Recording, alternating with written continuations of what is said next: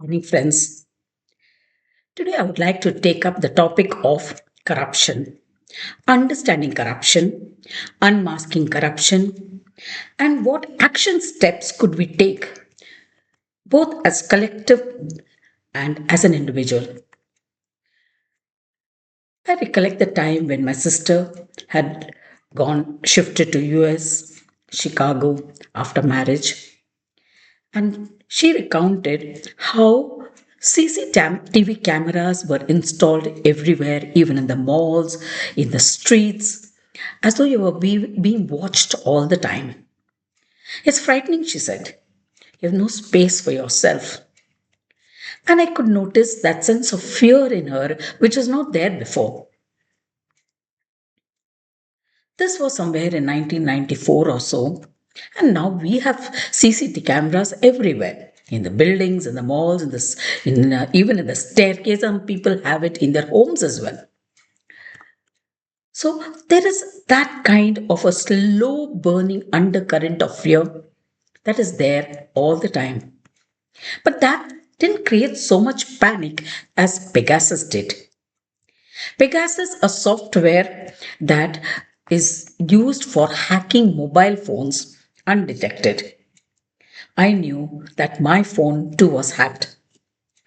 Although I was not sure if it was Pegasus, but one latest confirmation about it is the clue that the government, specifically the Home Ministry, got the hint of deploying rat miners to rescue the 41 men trapped in the tunnel at Uttarakhand after overhearing my conversation with a friend in Canada. Since it was an internationally publicized event, she inquired about it. How come all machines deployed were breaking down with no solution in sight? And I casually mentioned that it was like going down a black hole. The government hackers picked it up and took the clue and recalled an occupation of mining by clawing through hands, rat miners, an occupation that was banned by the government. And they were called into operation and they successfully rescued the 41 men in a few hours, putting an end to an operation that was going on for weeks. This was a demonstration of intervention by the divine. Why do I say that it was a divine intervention? Well, it happens to be because it was giving a clue that, or a knowledge, it was bringing a knowledge that the Kshatriya clan was not entirely destroyed, even though Parshurama had taken a vow that he would destroy, eliminate 21 generations of kings who were born under the Kshatriya clan. Because the wife of the last king, Kartavirya, who was pregnant at that time when he was killed, was rescued to the shores of Kerala, where she occupied a mountain called Eli Mountain and gave birth to a son. This son was named Moshaka and carried the Moshaka lineage for and ruled in that area for about 300, 400 to 400 years. And it was the Moshak, by the way, is a name for a rat, and Eli mountain where he was given birth is rat. Eli in Tamil means rat. And that is how, by providence or the divine wanted to show, it was the rat miners who could only do the rescue operation. They were a continuation of the Kshatriya dynasty. But what I want to connect your thoughts here is how much fair are we while dealing with our citizens, and how much our government trusts us. And do we really have the same trust? Or has it dwindled somewhere along the way? So, friends, colleagues, fellow citizens, have you tried to truly think about what is plaguing our society? What is preventing us to rise to the true stature that our country is known for? What is it that is pulling us down when all our intentions and efforts are towards going forward? Where have we gone wrong? Time to introspect, is it not? Or even that should have been done yesterday, as Vishnu Shom from NDTV would put it. It is corruption, the poison that has been bleeding us slowly but surely. So, what is corruption? Not just as a headline, but as a silent, eroding force touching each of our lives. Today, I invite you to explore with me this deep rooted challenge, not with judgment, but with a shared desire for understanding and change. Let us look at it one, from understanding the human drivers, two, what form it takes, three, what is its impact, and four, envisioning a path forward. Remember that this is a shared exploration. It requires collective thought and eventual action. So, what drives corruption? The most simplistic view would be that people are just bad, so they get corrupt easily. Let us explore the interplay of factors involved here. The strongest instinct is self preservation, leading to actions that are neither inherently good or bad, but are instinctive responses rooted in human nature to act in self interest. So, religions describe moral codes such as do not steal or kill, practice ahimsa, non violence, and so on, whether it is in Hinduism, Christianity, Buddhism, or any other religion for that matter. There is a fundamental desire for more and more of power, wealth, status. So, prosperity by any means. That's another instinct, human instinct. All is fair in love and war, as the saying goes. So, धंधे में भी सब कुछ चलता है. When we point fingers at others, can we find a part in ourselves that in moments of weakness might also be tempted to accept that free gift or some money in return for doing a service, something which is part of an official duty? Take an unfair advantage of our position or power. This system is of a sophisticated arrangement. Like there are contact men in major cities and towns who disburse funds and offer lavish hospitality, usually to individuals in key administrative or executive and investigative government positions. This unbridled influence by business houses leads to a steady abandonment of ethics, leading to a tailor official policy or obstruct rivals by corrupting politicians, any bureaucracy, forming a trinity of businessmen, politicians, and bureaucracy. Then there is a fear of not having enough, or a feeling of insecurity, of losing one's position, or failing to provide for the family. Sometimes corruption isn't born of insatiable greed, but from a profound fear of scarcity or loss. The belief that one deserves more or that rules don't apply to them may also induce corruption. The ability to rationalize harmful actions by dehumanizing victims or compartmentalizing ethics. Now, let us look at it from four different angles: the sociological or the environmental factors that contribute to corruption. Where systems are fragile, the temptation to exploit is greater. If the rules aren't enforced, or if there are no consequences, what stops us? In some environments, corruptions even get normalized or even as a means of survival. When everyone does it, the line between right and wrong blurs. In a nation where the government has officially declared 80 crores of its population need basic food for sustenance, the 5 kg ration, despite the government's claim of having provided sanitation, clean drinking water, gas connections in some places, and even subsidized houses. Then surely there's something wrong, pathetically wrong in its planning and execution for a government that of a country that is aspiring to become a Vikasit Bharat or a 7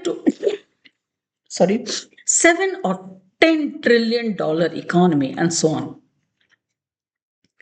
Desperation can drive individuals at even high places to do corrupt acts for basic survival. It's hard to preach ethics to someone who can't feed their family. Political. During times of upheaval, ethical boundaries often weaken. Social media, despite appearing to be to democratize information, has paradoxically increased the capacity for manipulation through algorithms that create thought bubbles, reinforcing existing beliefs like a country is a threat by some people or some country or from some other country, and isolating individuals with opposing viewpoints. This leads to a polarized society. To distinguish truth from manipulation, it's essential to question everything: who benefits, who profits, and what facts are being omitted here. Truth really runs deep, and if we can recognize the mechanisms and information control, we can avoid being used like how manipulator uses the herd mentality to their very carefully orchestrated paths. No one wakes up and decides to be corrupt overnight. It's often a series of small, almost imperceptible steps. So we come to the second part: what forms does corruption take? There are many phases of corruption. First among them is bribery. This can be seen in small ways as the famous revadi that is given before elections, whether state or national, that every party resorts to. More so if by the party that has more funds in its kitty, thanks to arm twisting and other tactics for accumulating that money in their bank accounts. And women become the benefactors, as without pleasing the women voters, elections are not won. Ask Rajiv Sardesai, who has covered more elections than anyone else. Another key factor is the massive financial influence of large donors. Corporations and billionaires contribute millions to campaigns in exchange for political favors such as tax cuts, subsidies, and favorable regulations. We may not have had big scandals like the Watergate scandal, where it can be seen how even consolidated democracies can be vulnerable to hidden power manipulations. But the fundamental question is whether there is genuine free choice as to who determines the candidates, who gets media access, and who is doing the campaign financing. All this is going to suggest whether democracy is what it is, or is it a structured game designed to maintain the illusion of choice rather than true sovereignty for the people. Dirty money operates as an invisible, omnipotent force in the shadows of power, funding campaigns, silencing dissent, and manipulating reputations. History is replete with scandals exposing governmental and corporate corruptions. Yet many truths remain hidden from the public. Money transcends national boundaries and ideologies. It infiltrates both robust democracies and those moving towards dictatorship, if not already one. The trail of dirty money can turn deadly. Political figures and journalists who dare to expose these practices are often silenced through imprisonment, suspicious deaths, disappearances, or stifled investigations. The premise that elections genuinely empower citizens to choose their leaders and national direction stands to question as to whether it is a carefully maintained illusion. The modern electoral system is deeply influenced by powerful groups who manipulate it to safeguard their interest irrespective of the outcome. Money is depicted as the invisible thread connecting politicians, corporations, and the criminal underworld, financing the wars and destabilizing governments and manipulating elections. Let us look deeper into the corruption in India from the historical point of view. Historically, the license, permit, and quota Raj necessitated black money to finance political parties, compelling businesses to engage in corruption, to promote their interests and appease the government class. Bureaucratic corruption is mostly speed money for passing of files quickly, rendering services, permits, licenses like land records or police verification that are statutory.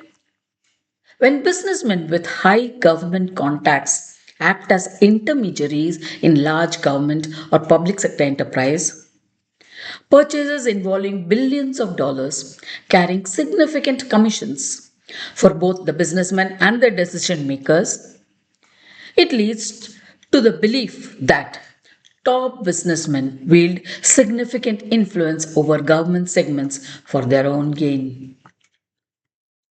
Then there is the political corruption that takes the form of electoral malpractices, misuse of public funds, shaping minds, creating narratives, and defining acceptable truths.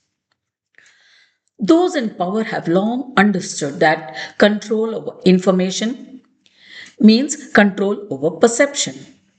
The media, including traditional outlets of TV, radio, and more recently, the social media, they play a crucial role in this process by deciding which events are important, how they are presented, how many times they are repeated, how frequently they are repeated, all of which profoundly influence public perception.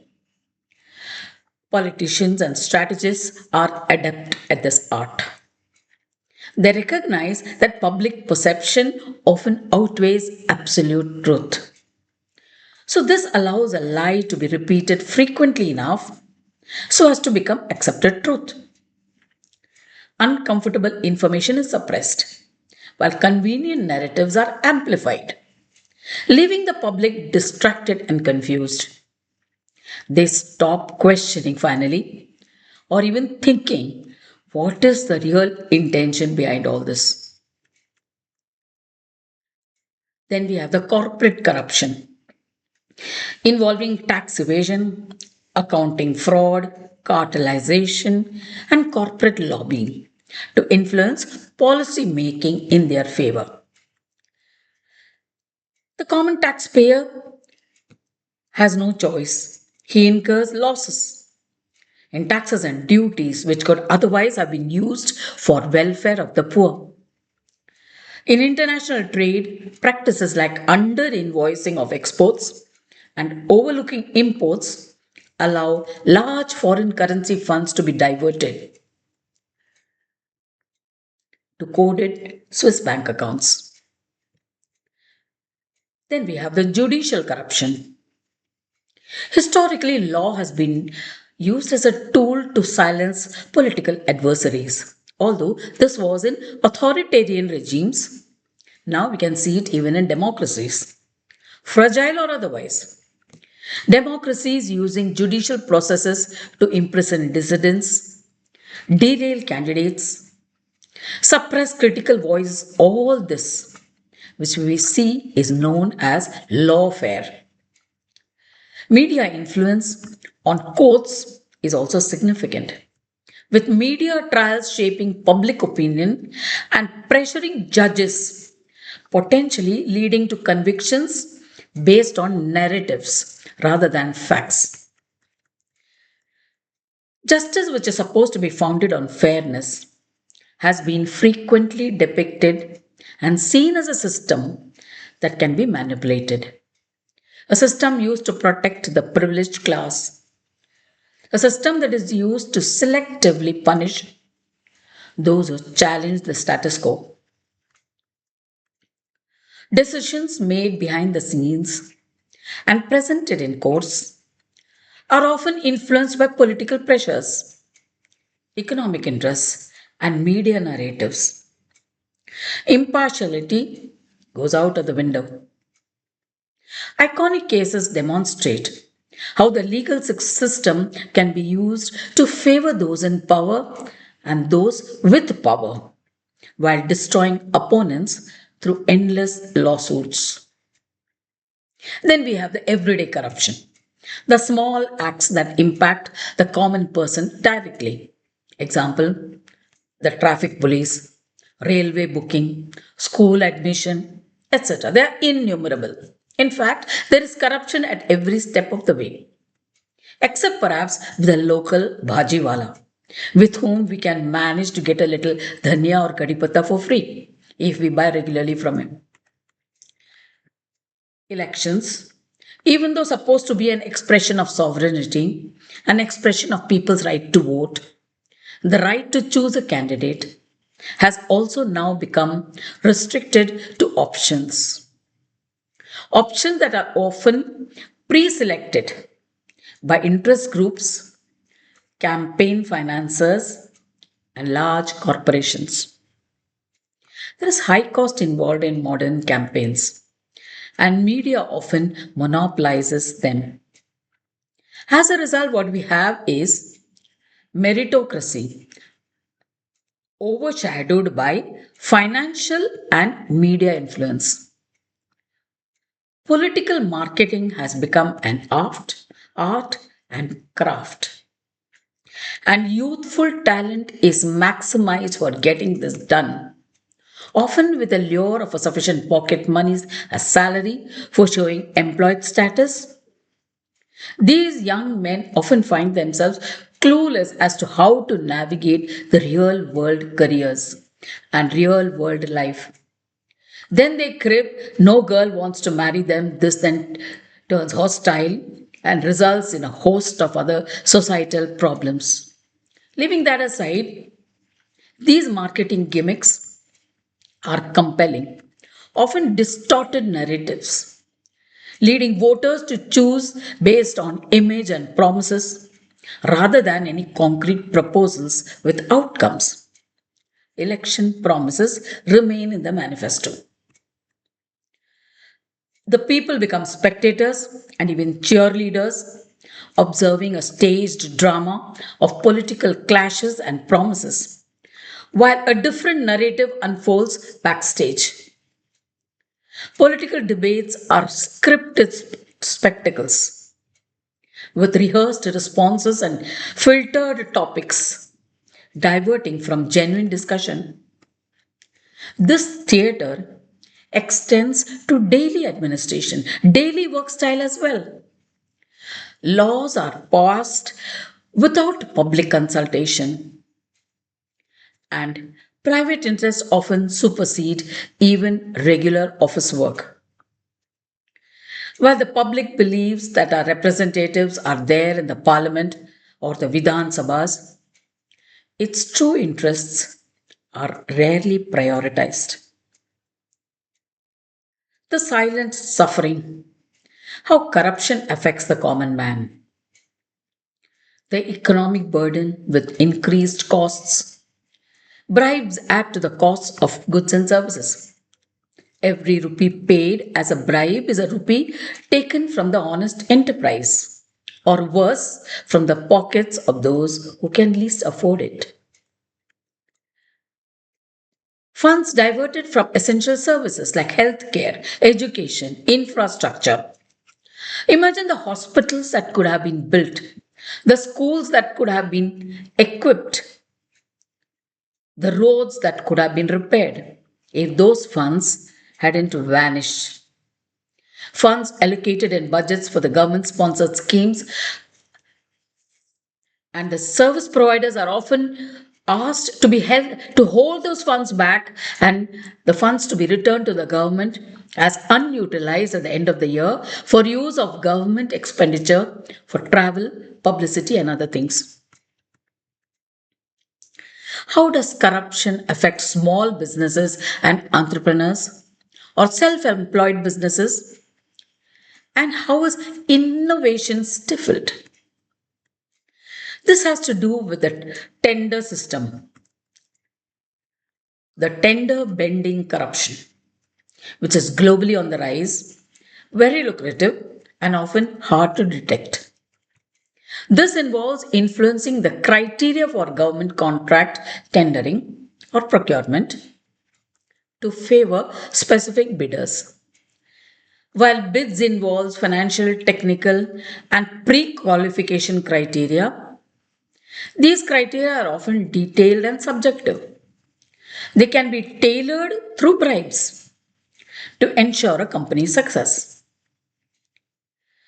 They then justify it saying that these practices are rationalized, meant to protect citizens. But in reality, they serve as a window for corruption. This form of corruption is difficult to prove in the court due to technical arguments and judiciary's lack of expert resources.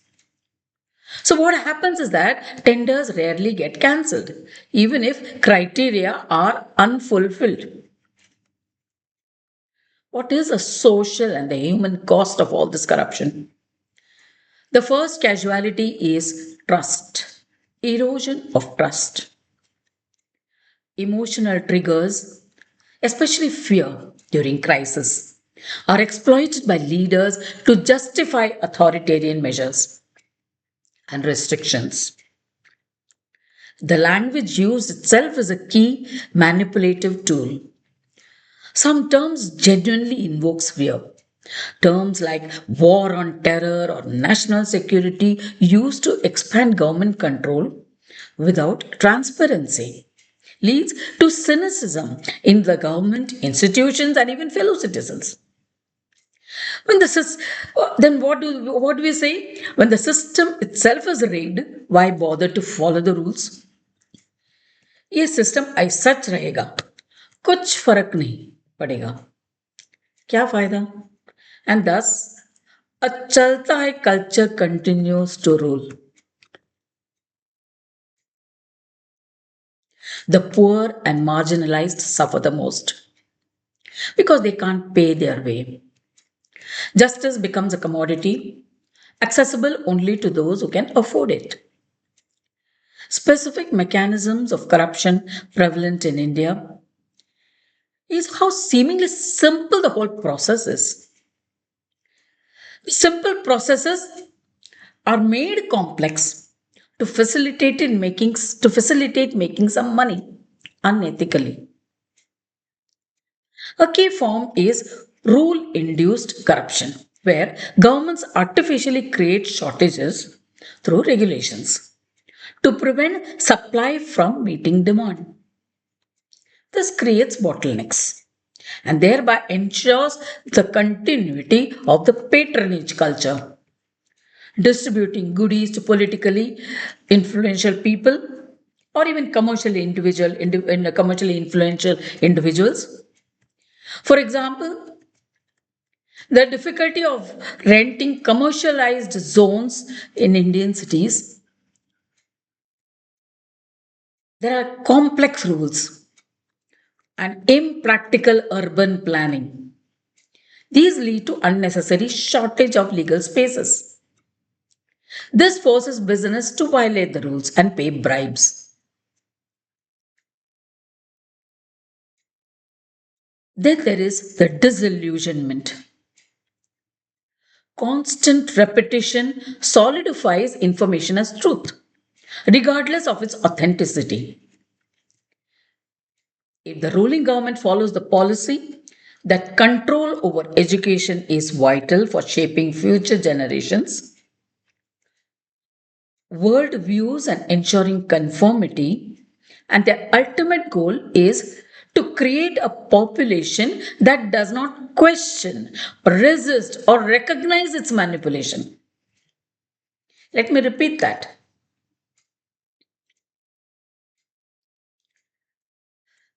If the ruling government follows the policy that control over education is vital for shaping future generations, so that world views and conformity and their ultimate goal is to create a population that does not question or resist or recognize that it is being manipulated.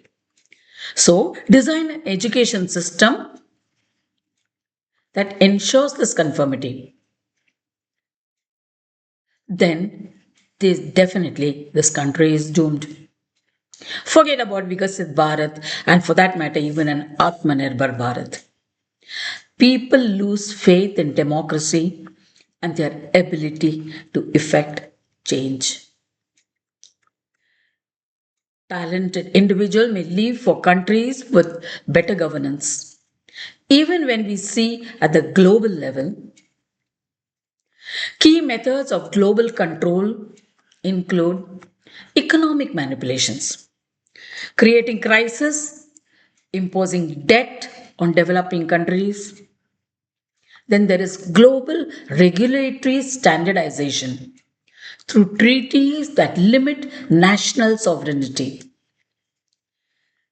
Then there is control over communications, the digital platforms filtering information. And fourth, manufactured crises such as pandemics and regional conflicts, which are used with fear campaigns to justify the restrictions or surveillance and increased state control. The situation thus created can fuel organized crime and illicit activities. The complexity of laws makes interpretation highly subjective. It renders the system of setting any precedents obsolete. Thus, it creates an environment that is very ripe and suitable for irregularities. Bureaucrats, fearing vigilance inquiries, often delay the decisions, as timely actions carry risk, while inaction has no penalty. कुछ नहीं किया तो बच गया, कुछ नहीं बोला तो अपने ही शब्दों में फंसाया नहीं जा सकता. So, inaction is better than action.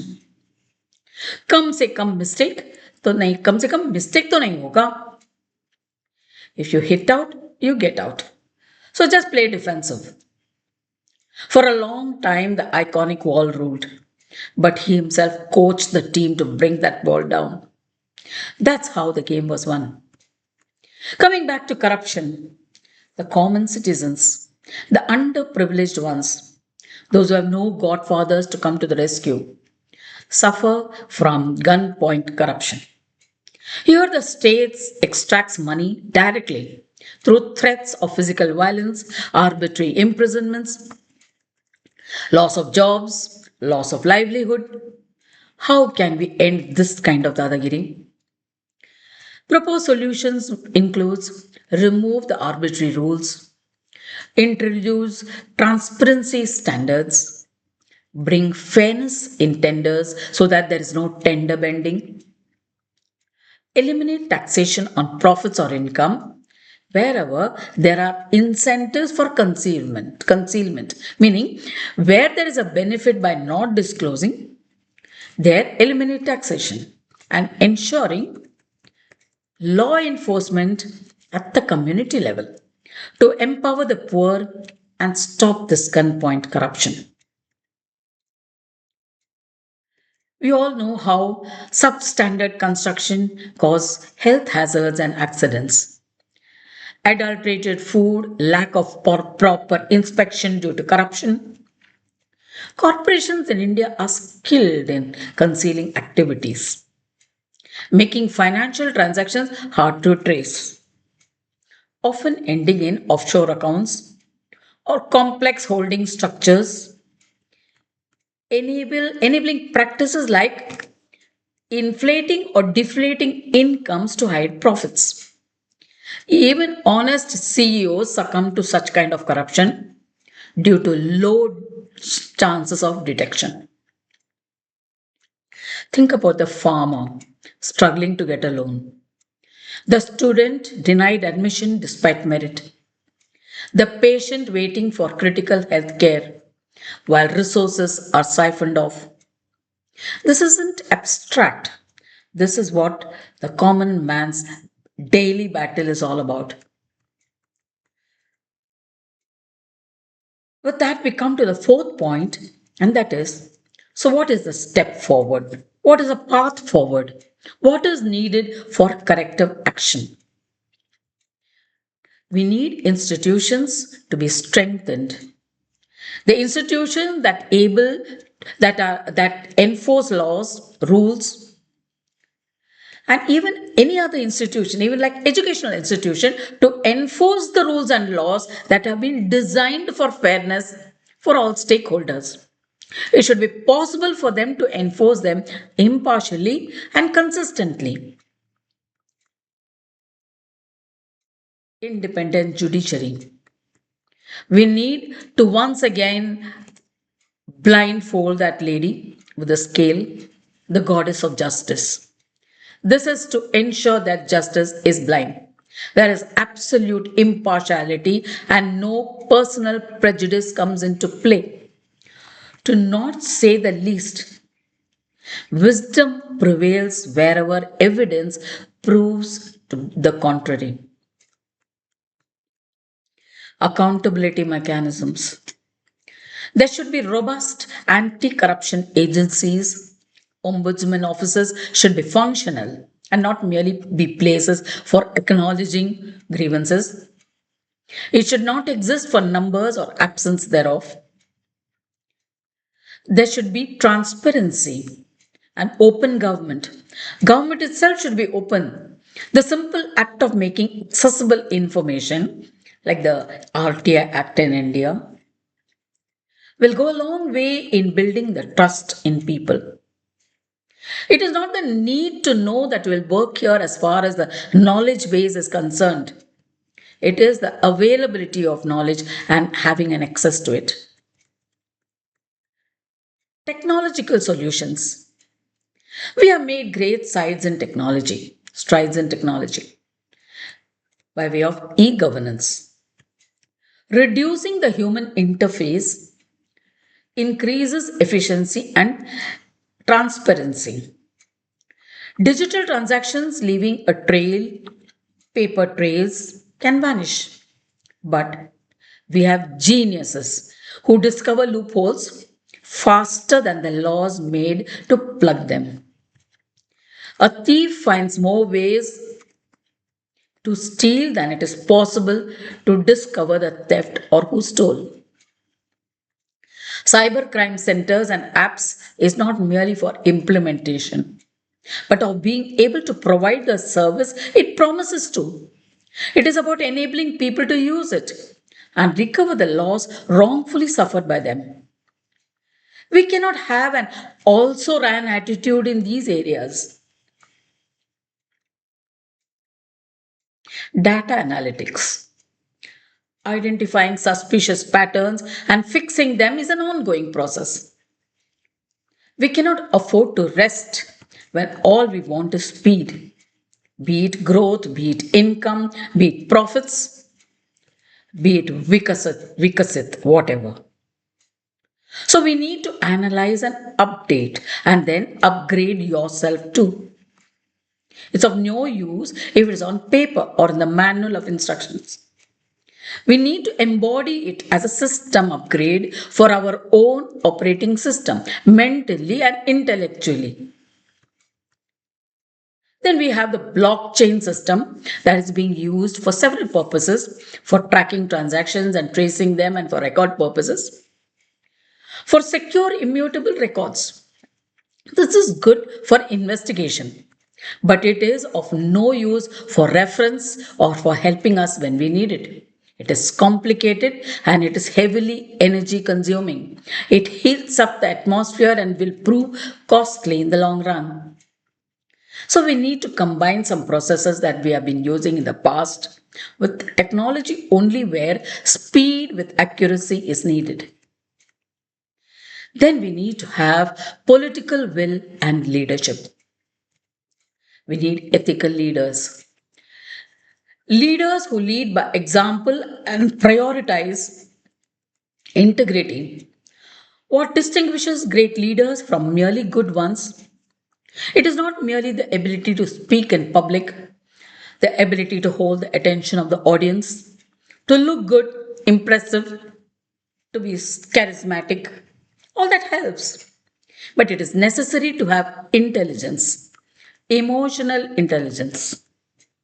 This will help you to maximize your own performance and the performance of those whom you lead. There are at least 5 skills that you should have to increase your emotional intelligence. They are self awareness, knowing your strength, your weaknesses, what drives you, what is valuable to you, and how you impact others. Second is self regulation, controlling your disruptive impulses or redirecting them into more productive channels. Third is motivation. You must be self motivated. There is no one coming to help you in this area. You must be self driven towards achieving what you want to achieve. Fourth is empathy. It is being able to understand what is the emotion that is driving the person in front of you to behave the way he or she is behaving. You must understand the emotional makeup of the person, and perhaps even when he is making it up. And last but not the least is a social skill. You must have the ability to build a rapport with another person, meaning you must be able to guide him to work together in a desirable direction, mutually agreed, or at least where he has entrusted you with the trust that you will guide him to where he wants to go, even if he, as of now, has no clue about it. How will developing this emotional intelligence help you? Now you're already technically qualified or have the necessary knowledge and skills required for your actual work area. Developing emotional intelligence will help you, one, build self confidence. You will have the realistic idea of who you are, and you'll be able to humor your weakness and at the same time face constructive criticisms of yourself, either by yourself or by somebody else. Two, you will come as trustworthy, comfortable to be with, to talk to confide into. Three, you will be passionate about your work and the challenges that come along with it. This will release energy that is needed in a positive way. There will be a certain sense of optimism around you. Fourthly, you will be able to identify and attract talent and even develop a talent to develop others because you will have become sensitive to the requirements of others. Fifthly, you will have become effective in leading the change. Your ability to meet a cross section of people from all walks of life and communicate with them where they are, even though you may not be an expert in their area, that's what will make you an outstanding leader. Then we need to have electoral reforms and reduce the role of money in politics. There should be public awareness and participation. Whistleblowers should be protected. We should be comfortable with reporting of corruption, and they should be handled without fear. Citizens' oversight, empowering communities to monitor the public projects. Media freedom. Investigative journalism plays a crucial role in maintaining balance in the society, country, and its governance. It ensures that powers are not misused or exploited. It instills a sense of confidence in the common man that we are really not helpless. There are people out there who can provide the break that we need when we are sent spiraling downwards or upwards by circumstances beyond our control. Journalists are the catalysts that facilitate change without undergoing the change themselves. They are the silver lining when our minds and lives get foggy. Education. Integrating ethics and civic responsibility into the curricula is important. In this area, I see a glimmer of hope, which is reflected in the popular movements, the social pressures, and technological advancements, which seem to have been eclipsed for a while. But remember the dialogue from Andi about the Amavasya. Is bar 20 saal lambi thi na? Well, now that is a long slumber.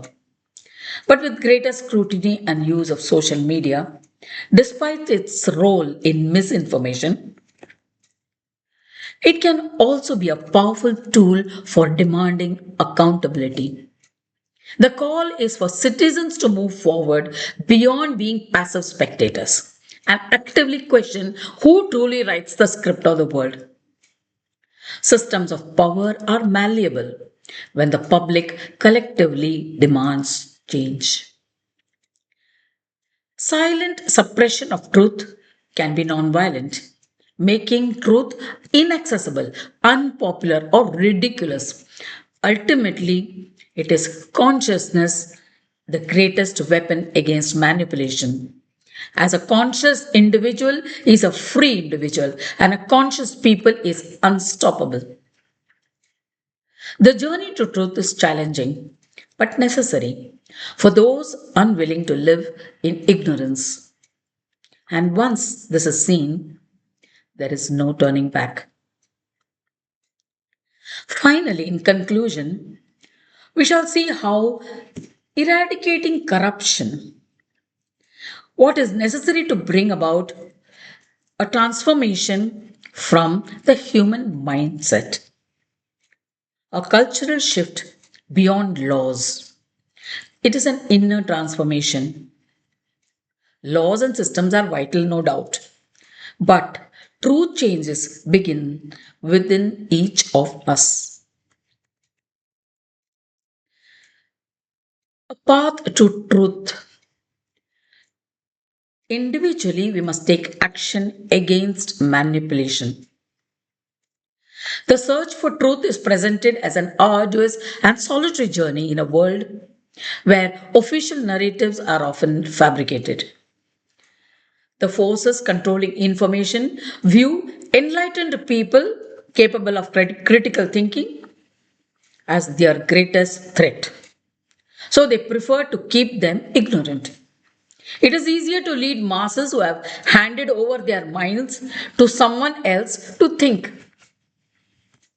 It is just like how my brother, as a little kid, would tell, Amma, please wash my hands and put it back. Now, is that ever possible? Or maybe for Elon Musk AI robots, it is possible, but not for those who want to be human and remain human. We certainly are not reptilian or in any way alien. We have been put on earth to evolve as humans and reach the pinnacle of glory as a human, and not some other yonis we are not yet born into. What is good for the goose may be poison for something else. The media creates a smoke screen with manufactured crisis, diverting attention from critical policy decisions. and using irrelevant information to confuse and divide. So, we need to be vigilant. As I always time and again repeat, eternal vigilance is the price we pay for democracy. We need to be able to see through this manipulation by our awareness and by our own independently arrived thought process. Though it may be the same, but we should not allow our minds to be hijacked. If that is done once too often, they may make it a Trojan horse to deliver something else, and you may be a willing and unintentional carrier. However, a path to truth exists, beginning with questioning everything, not by embracing conspiracy theories, but by developing solid critical thinking. This involves analyzing the information sources skeptically, looking at it from multiple viewpoints, and identifying who benefits from a particular narrative. The power of collective action. Information is deemed the most powerful weapon. And in an information warfare environment, learning to detect biases, verify authenticity, and identify patterns is an act of resistance against disinformation. Accessing truth requires decentralizing information by seeking alternative sources beyond corporate media, such as independent publications, leaked documents, or insider testimonies, and decentralized networks. Be the change. Emphasize individual responsibility in everyday choices. If we demand integrity from others, we must first embody it ourselves. We can build communities by creating networks of support for ethical behavior. We can change social narratives by shifting from jugaad mentality to a focus on rule following and merit. The long game, this isn't a sprint, it's a marathon. Eradicating corruption from the mindset is a generational project, but one that is profoundly worth undertaking. Remember, friends, that life is precious, life is priceless. In life, you don't get a second chance. Education is precious. Education is priceless. You cannot compensate for the value you get from education in money. We are focusing on a new generation education. What is different about the new generation is that the education system, as we know, needs a relook. Everything about it. That means a lot. But I shall list just 5 things to emphasize the point. One is the new generation is born with an upgraded operating system.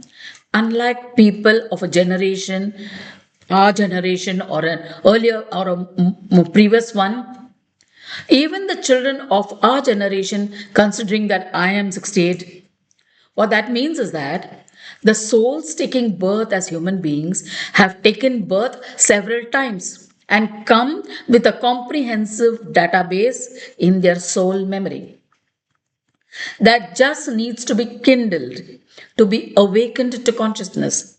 They take off from there. Second point, children come from the heavenly realms of our ancestors and are connected with those realms until the age of 6. So we need to preserve that purity, that innocence until that age. It's a duty of the parents so that they do not lose their innocence way too early. Children being exposed to technology driven vulgarity and violence throws their innocence out of the door and window. Thirdly, anxiety and lack of parental control over themselves. Their unpreparedness has a tremendous impact on the education and learning of the new generation. Do we want to pass on our baggage to them? Do we want to offload the trauma of our past and that of our parents onto our children and to their children? Are we getting any wiser from our learning experience? Fourth point, education has become a business. Big time. Everyone out there wants to touch a million lives by offering courses with a plan to make a billion for themselves, to lead a life of luxury, plenty of free time, and travel. Allowing their teachings, lessons, or courses to run on autopilot through easy download options. There is no connect there between the teacher and the taught. Learning can be imparted and learning through energetic listening with awareness and human contact and connection, and not through hearing through a recorded voice with no human contact. Lastly, teachers are not leaders. Teachers make leaders. It's not that they who set the example for others to follow. They may do if they are leaders, because leaders can be teachers, but it's not necessarily true the other way around.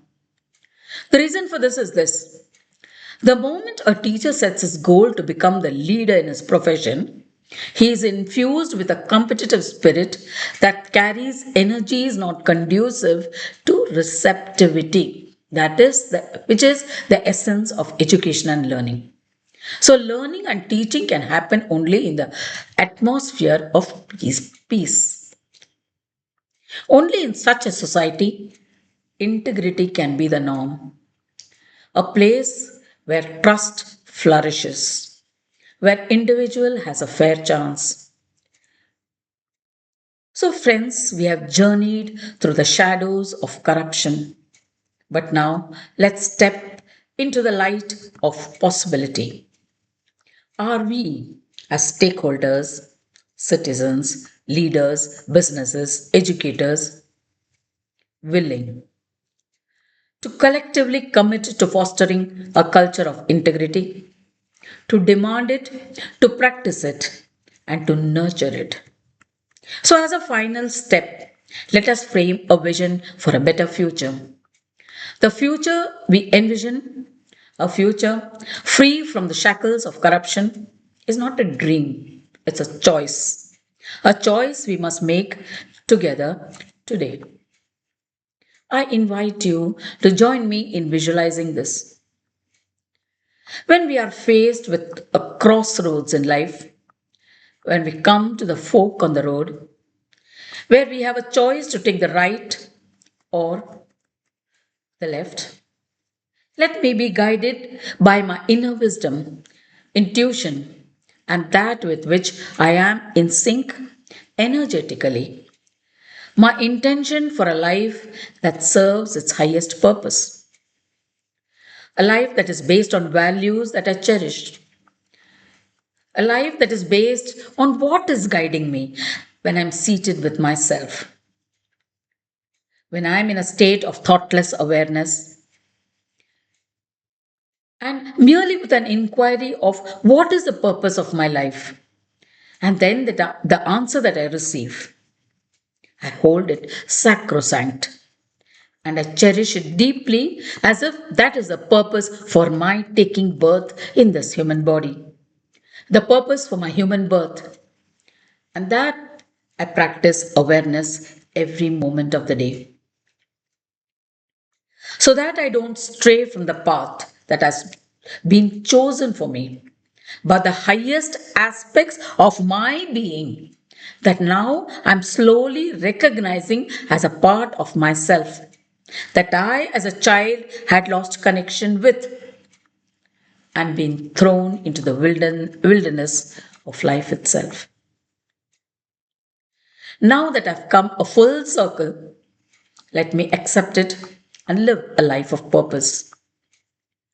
In that vision, my fellow travelers are free and enjoy as much freedom as I do. No shackles of corruption, no restrictions from the expression of the common vision. where my country is prosperous, where my country nurtures anyone who cares to drink from the waters of its wells, and restore this nation to its forgotten glory.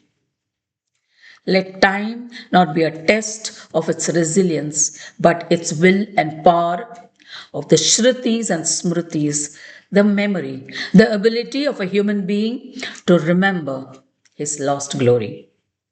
The first wealth that was bestowed on a human being by the Supreme Paramatma Brahma. Thank you for being with me and being a part of today's discourse. Thank you once again.